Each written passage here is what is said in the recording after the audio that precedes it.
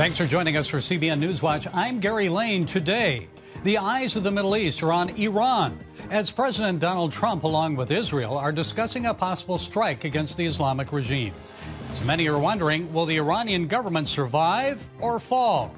At the same time, many are hoping for the fall of the Iranian government, which they believe could lead to an explosion of evangelism.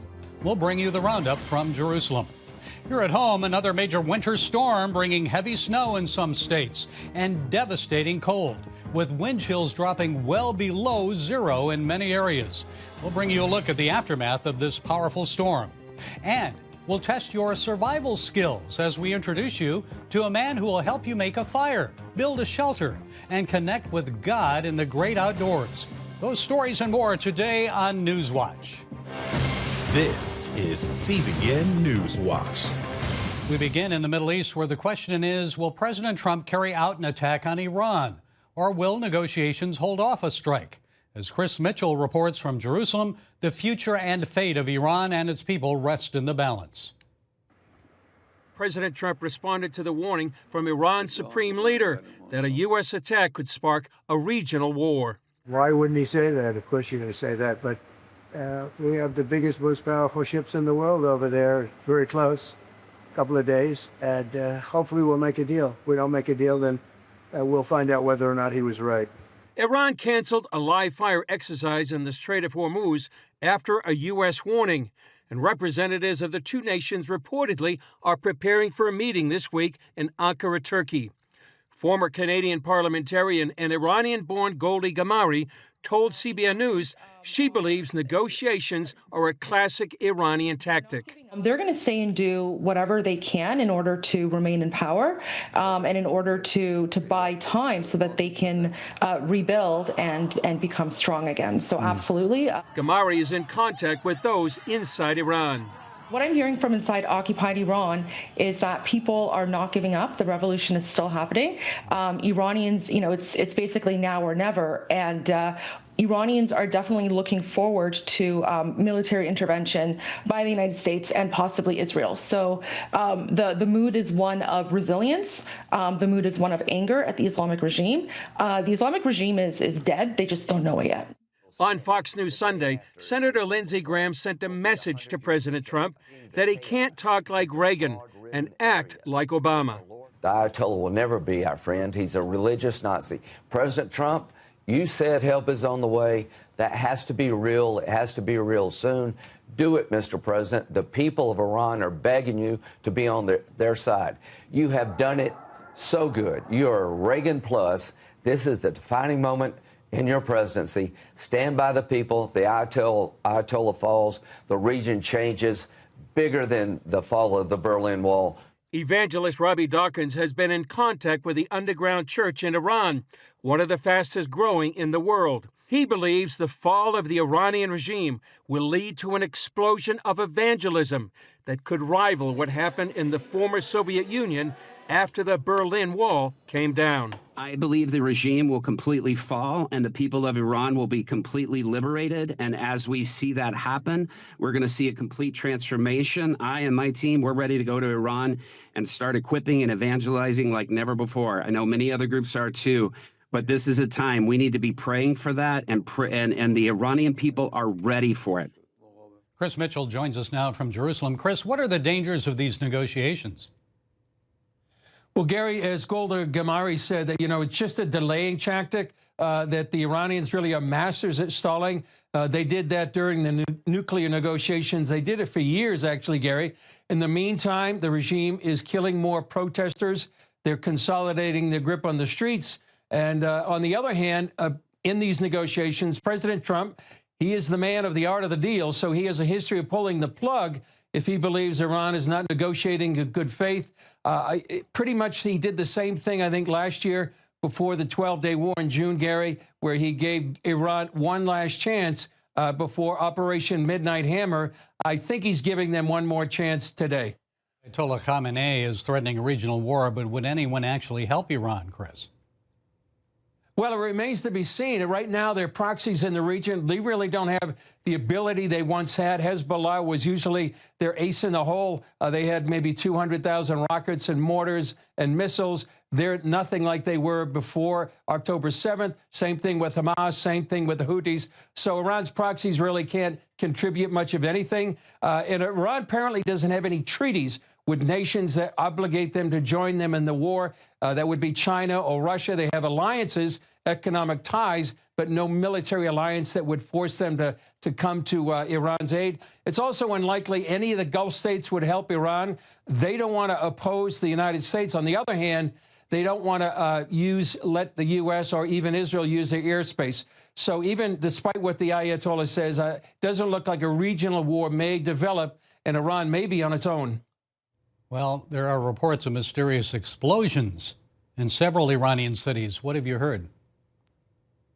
Well, we've heard explosions in several Iranian cities, including Bandar Abbas, Tabriz, even in Tehran, and a few more cities around Iran. The Iranian explanation is that there are gas leaks. Those are the same explanations they gave last year before the 12-day war, where there were similar explosions in different places. And the government of Iran is also denying that the IRGC naval commander was killed in one of those explosions. Some people are wondering, well, could this be the Mossad? We know in that war in June in 2025, the Mossad was operating with a lot of internal opposition groups against the regime. And also the possibility, could this be a prelude to a U.S. attack, just like happened last June?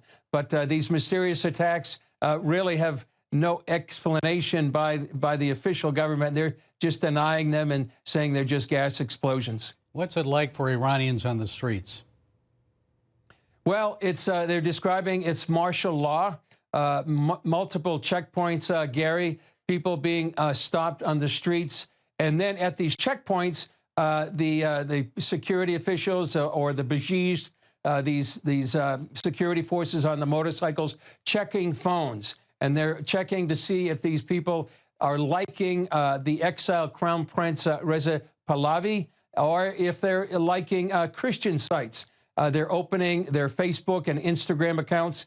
And if they're found to be either Christian or liking Pahlavi or anything anti-regime, these people can be arrested. They can be killed. That's why many people are getting rid of their likes or Instagram, Facebook accounts, or even their Bible apps on their phones. So it's a very dangerous place right now in Iran, as it has been since these protests began on December 28th. Chris, do you think executions are continuing?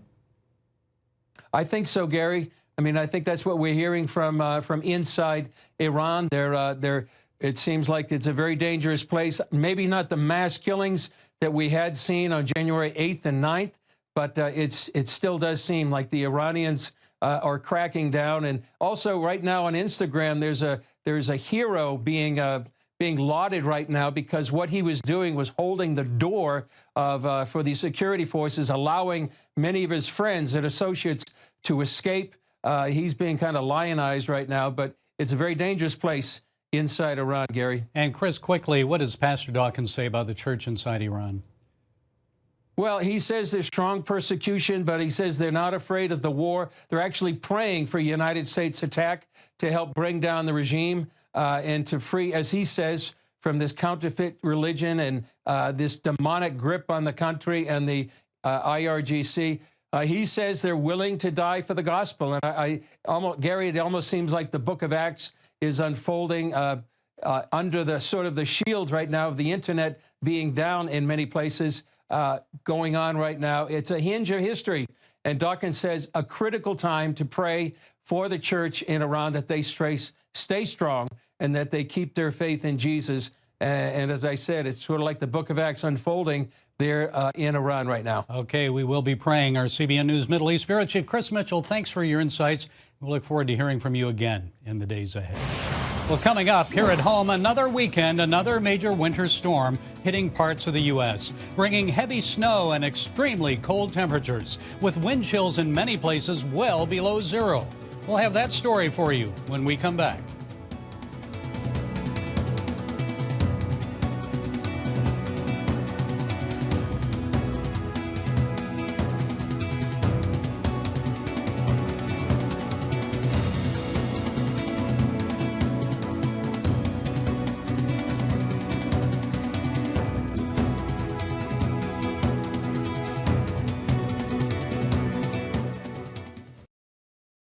Stay connected with CBN News all day across our platforms.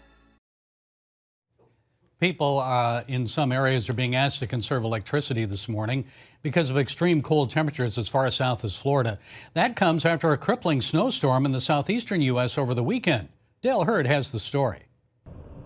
As the cleanup from a historic weekend snowstorm continues, a dangerous and rare Arctic blast has gripped the southeastern United States. Snow and ice stretches from Florida to Virginia following one of the biggest snowstorms in North Carolina history. Charlotte got nearly a foot of snow. And on the Outer Banks of North Carolina, this house was battered into the ocean. In Gastonia, North Carolina, this truck driver had to flee to safety before a train destroyed his cab stuck on the tracks. Driving conditions remain hazardous, with more than 1,000 crashes in North Carolina alone. Our key message today is to stay off the roads. DOT has 2,500 people out working overtime to try to clear as much snow today as they can. This isn't a lot of snow by northern standards, but because this much snow doesn't fall every year in parts of the South, cities and counties simply don't have enough snow removal equipment to get to all the secondary roads. Thousands of flights have been canceled.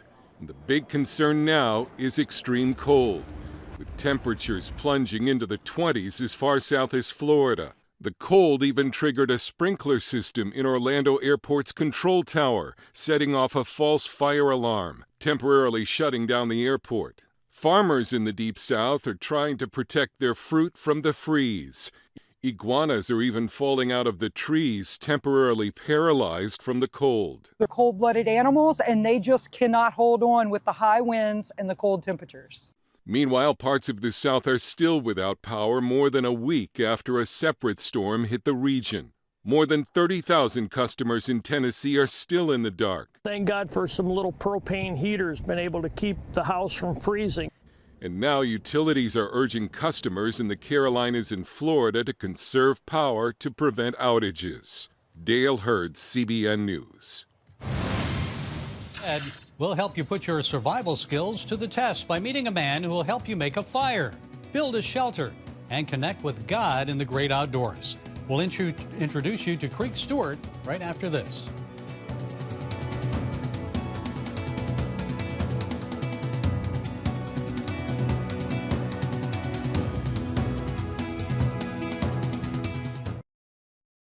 When survival expert Creek Stewart steps into the wilderness, he sees God's provision woven into creation. He knows how spending time with God in nature can bring healing and transformation. Wendy Griffith joined him in the backwoods of Kentucky, where he's filming his new show, God in the Wild. Okay. We got it. Known for his television appearances and best-selling survival guides, Creek Stewart wants to help believers reconnect with God through both practical preparedness and spiritual renewal. The Lord loves the wilderness. He created it as a place for us to draw closer to Him. Yeah. From Adam and Eve in the garden, to Moses and the Israelites, 40 years. Even Jesus, in the very first part of His ministry, was led by the Spirit into the wilderness. Amen. Amen. This is the set of Creek's new outdoor survival show called God in the Wild. They just wrapped up filming their first episode here in the Red River Gorge of Kentucky. It's about getting back in touch with nature, but more importantly, with the God who created it. In their first episode, they take 45-year-old Mark from Indiana into the wild for 3 days and 3 nights. You should have seen it on day one as he was struggling to start a fire with the bow drill. My arms were tired, my legs were shaking, and I just didn't think I had anything left in the tank. Mark, don't quit on me. He said a little prayer, and an ember popped out, and he blew the tinder bundle into flame, and it was just like the perfect metaphor for our week. Creek sees God in the Wild's mission as twofold. People of faith who already know Jesus, when they see someone in the trenches, digging into their faith and just not giving up on the Lord, that their faith will be increased. Yeah.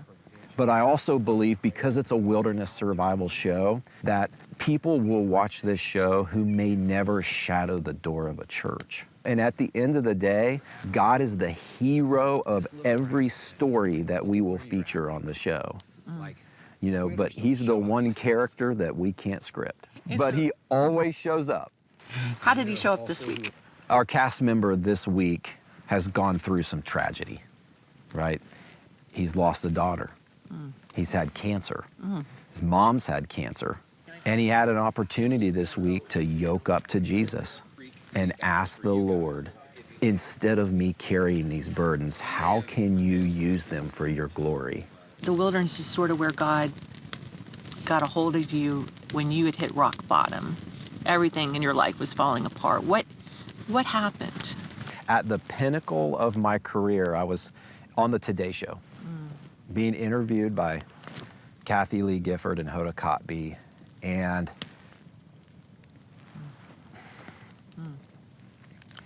if you would have watched that show, you would have watched me on TV and you would have said, man, there is a guy that's got everything.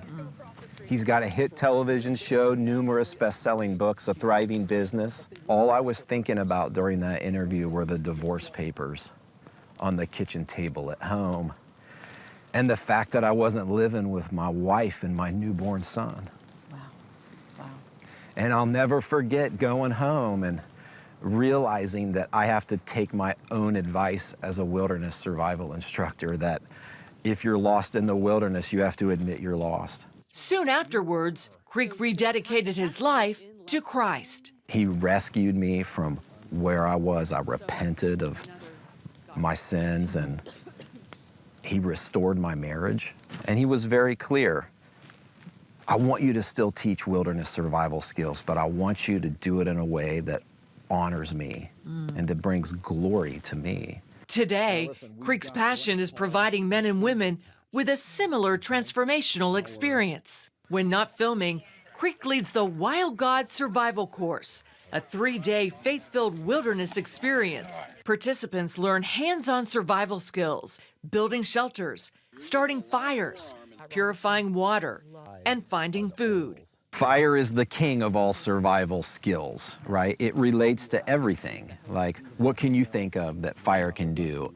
Keep you warm. Keep you warm. Even if you don't have a great shelter. That's right. Heat up your food. It can cook your food, boil your water. See that smoke? Signal for rescue.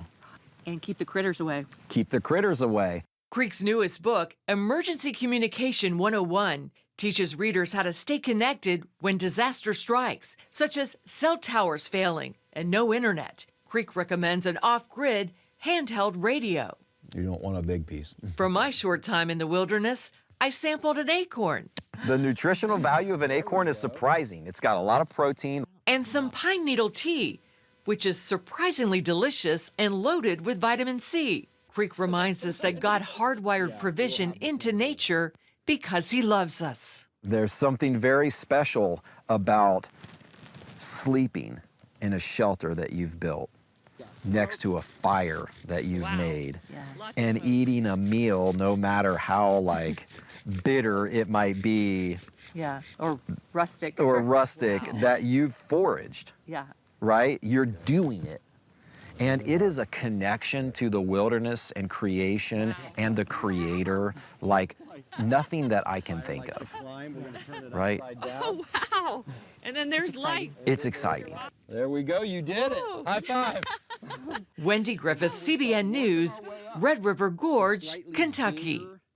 And Creek's new book is now available. It's called Emergency Communication 101. You can find it wherever books are sold. Coming up, a New Jersey woman making the most of last weekend's snowstorm, building a place for her family right in their own front yard. We'll bring you their story when we come back.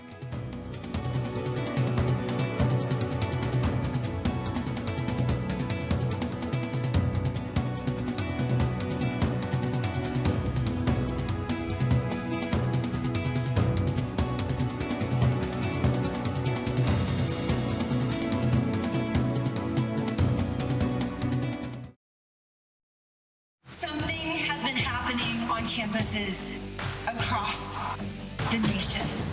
I'll never forget what I saw. We did not plan this at all. What in the world is happening? thousands of students around this body of water. I don't know, I'm just in awe of God. Gen Z has been written off. They're not the generation that's, following the standards. Honestly, I would just post and post and post and make sure that it looked like everything was okay when deep down it wasn't. People hate on college students, Gen Z, so much, saying there's no hope for Gen Z. I think they've had everything the world has to offer, and they're done with it. You all are a part of a generation that God is sparking revival, and it is spreading. There's so many people that don't know their love, that don't know that they can live free of anxiety, free of depression. It's just getting started. Available now. Yours for a gift of any dollar amount. Introducing a brand new way to start your morning. Get your daily quick start from CBN News. A quick read on the important news of the day delivered right to your inbox. Stay current on breaking news, politics, and entertainment. Discover how God is moving around the world and here at home. Plus, get exclusive stories and daily scripture encouragement just for you. Stay informed. Go to quickstart.news and subscribe today. After last weekend's major winter storm, a woman in Howell, New Jersey, turned the dangerous weather into something artistic and fun for her family. Kelly Grobelny built an igloo in the front yard as a place where she and her family can hang out. It has lights on the inside. It's colorful as well. WABC reports she spent 7 days switching out gloves and tucking in toe warmers into her shoes to keep warm in the frigid temperatures. It was such a cool-looking place. Even the bus driver stopped to take a look. Well, that's it for this edition of CBN NewsWatch. Remember, you can find more of our news programs on the CBN News Channel anytime or online with cbnnews.com. Also, tell us what you think about the stories you've seen by emailing newswatch@cbn.com or talk to us on Facebook, Instagram, and X, formerly known as Twitter. We hope you'll join us next time. Have a great day, and may God bless you.